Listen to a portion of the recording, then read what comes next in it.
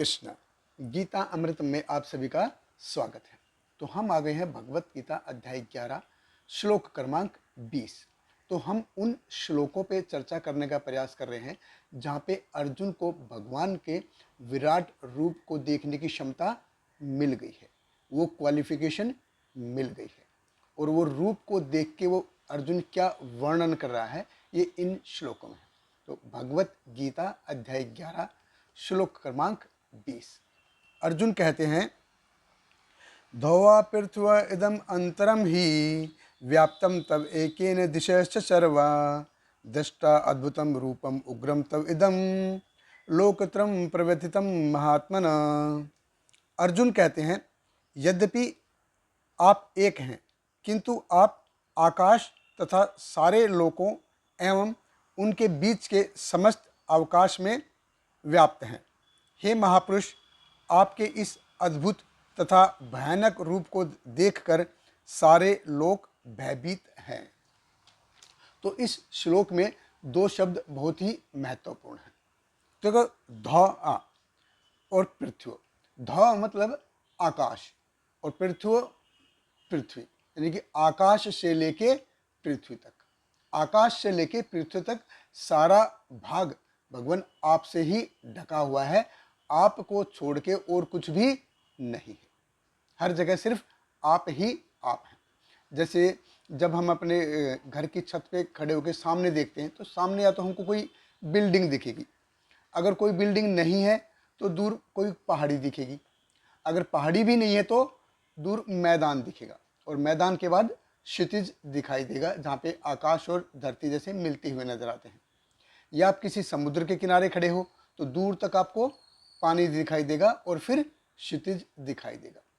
अभी अर्जुन को ना तो कोई बिल्डिंग दिखाई दे रही है, ना ही कोई पहाड़ दिखाई दे रहा है, ना ही क्षितिज दिखाई दे रही है, ना ही आकाश दिखाई दे रही है।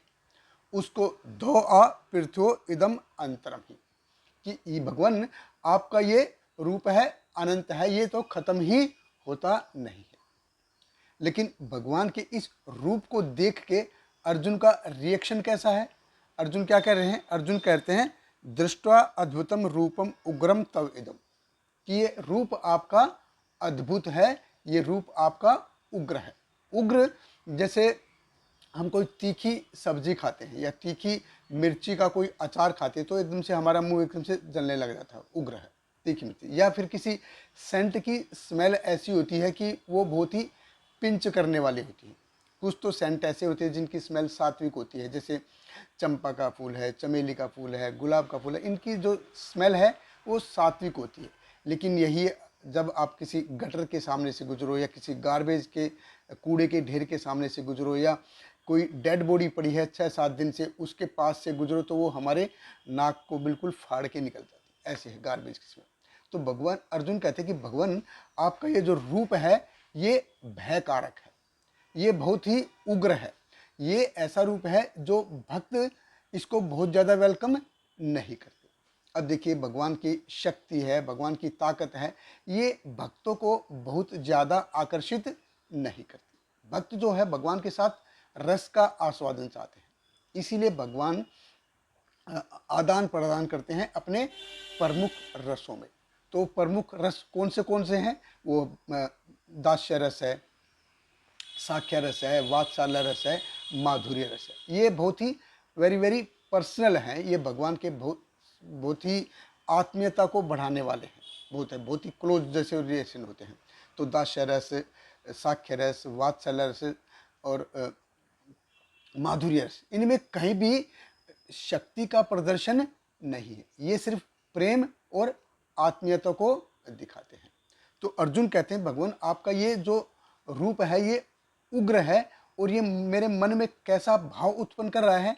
ये है लोकत्रम प्रव्यथितम महात्मा। व्यथित यानी कि मन को बहुत ही डिस्टर्ब करने वाला, प्रव्यथित यानी कि प्रत्यक्ष रूपेण व्यथित, 100% डिस्टर्ब करने वाला है।